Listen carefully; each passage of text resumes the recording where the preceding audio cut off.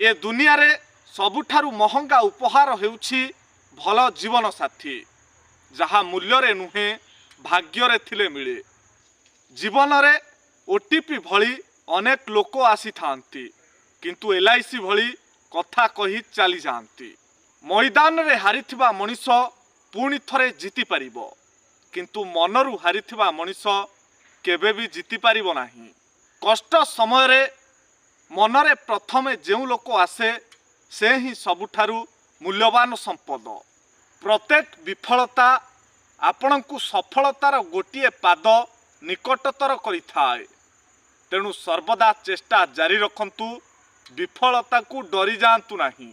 जे धैर्यर सहित अपेक्षा करिबा जानी थाए, ता पाखकु सबु जिनिस कोनोसी ना कोनोसी उपाय रे निश्चिंत आसी पहुंची थाए। मनुष्यर बुद्धि, विवेक, ज्ञान, श्रवण शक्ति अन्य प्राणी अपेक्षा अधिक। तेणु मनुष्य को ये सृष्टिर सबुठारु श्रेष्ठ प्राणी बोली कहा जाए। जीवन रे एमिति किछि कष्ट थाए जहाकु वर्णना करिबा पई कोनोसी शब्दर आवश्यकता पड़ी न थाए। केवल नीरवता ही यथेष्ट होई थाए।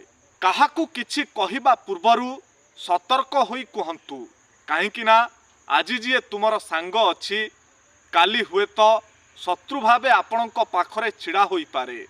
मने रखंतु, दुनिया रे सबुठारु भारी जिनिस हेउछि इज्जत, जहा थरे तळे पड़ीगले आउ उपरकू उठी पारे नाही। तबे एही भिडियोटी आपणकू किपरि लागिला मतामत देबाकू भूलंतु नाही। आ जदि भिडियोटी आपणकू भल लागि थाए, तबे निश्चय शेयर करंतु।